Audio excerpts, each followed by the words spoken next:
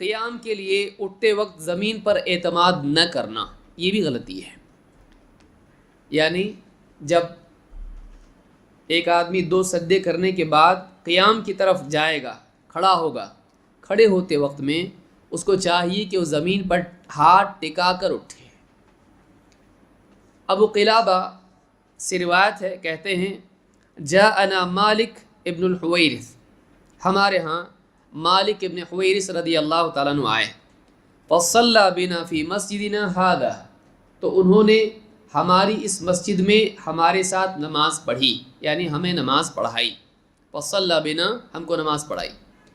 فقال انی لاصلی بکم وما ارید الصلاۃ، میں تمہیں نماز پڑھا رہا ہوں لیکن میرا ارادہ محض نماز پڑھنے کا نہیں ہے، بطور عبادت یہ اصل میرا مقصد نہیں ہے، ولیکن ارید ان اریکم کیف رأیت النبی صلی اللہ علیہ وسلم یصلی، لیکن میں چاہتا ہوں کہ تم کو میں نماز پڑھ کے بتاؤں، نماز پڑھ کے دکھاؤں کہ نبی اکرم صلی اللہ علیہ وسلم کیسے نماز پڑھتے تھے۔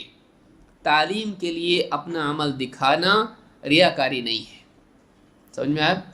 کوئی آدمی اپنی اولاد سے کہہ دیکھو میں ایسے نماز پڑھتا ہوں، یہ طریقہ نماز کا ہے، تو یہ دکھاوا نہیں ہوا، کیونکہ یہ دکھاوا تعریف کے لیے نہیں ہے، تعلیم کے لیے ہے۔ ہاں، آدمی ایک ساتھ دونوں جمع کرے پھر بھی مصیبت ہے، کہ پڑھ کے دکھائے اور دل میں چاہت کیا ہو کہ تعریف ہو۔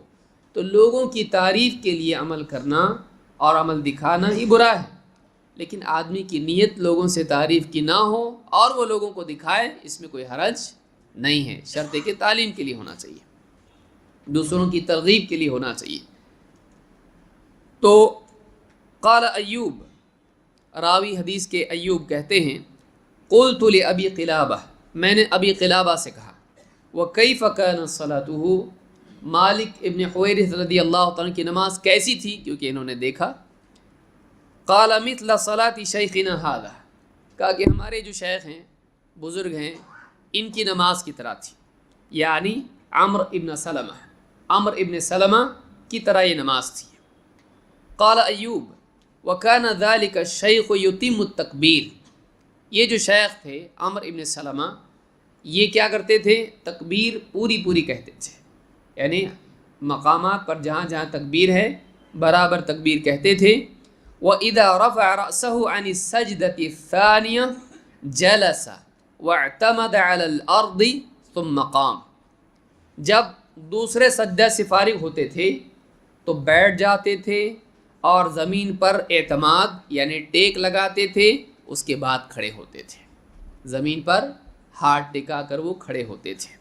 تو یہ صحیح البخاری کی روایت ہے، اور اس سے معلوم ہوتا ہے کہ 2 سجدوں کے بعد جب آدمی قیام کے لیے اٹھے گا تو اس کو کیا کرنا چاہیے، زمین پر ٹیک لگا کے اٹھنا چاہیے۔ بعض لوگوں نے کہا کہ یہ جو ٹیک لگانا ہے یہ کیا ہے، بڑھاپے کی وجہ سے تھا۔ اگر کوئی آدمی یہ کہتا بھی ہے تو اس سے ہم یہ کہیں گے ٹھیک ہے، اگر آپ بوڑھوں ہی کے لیے اس کو مانتے ہو تو کم سے کم اپنے بڑھاپے میں تو کر لو، یا جو بوڑھے ہیں ان کو اس سنت کی ترغیب دو، لیکن وہ کسی کو بھی اس کی اجازت نہیں دیتے ہیں، کہتے ہیں ضروری نہیں، اور بڑھاپے میں اللہ کے نبی صلی اللہ علیہ وسلم نے کیا۔ تو اگر واقعی آپ نے بڑھاپے میں کیا تو بوڑھے کے لیے تو کم سے کم سنت ہونا چاہیے، لیکن کوئی بھی اس پر عمل کرتا ہے نہیں، یہ بڑھاپے کی وجہ سے نہیں تھا۔ عبداللہ ابن عمر رضی اللہ تعالیٰ عنہ اسی طرح سے نماز میں جب قیام کرتے تھے تو ہاتھ ٹکاتے۔ بعض لوگوں نے کہا شاید بڑھاپے کی وجہ سے کر رہے ہیں، کہا نہیں بلکہ یہ ایسا ہی ہے، یعنی نماز میں اسی طرح سے قیام کیا جاتا ہے، یہ بڑھاپے کی وجہ سے نہیں ہے بلکہ یہ نبی اکرم صلی اللہ علیہ وسلم کی سنت کی وجہ سے۔ اگر کوئی آدمی اس طرح سے کرنا شروع کر دے، یہ کسی مجبوری کی وجہ سے کیا ہوگا، یہ بڑھاپے کی وجہ سے کیا ہوگا، یہ بیمار تھے اس لیے کیا ہوگا، تو ایسا اگر اپنی عقل سے ہم تعلیلات بیان کرنے لگیں، بہت ساری سنتیں ہم چھوڑ دیں گے۔ مسواک کے بارے میں کہے گا تبھی برش نہیں تھا، ٹوتھ پیسٹ نہیں تھا، کولگیٹ نہیں تھا، ہے نا، تو آدمی پھر کیا کرے گا، مسواک بھی چھوڑ دے گا۔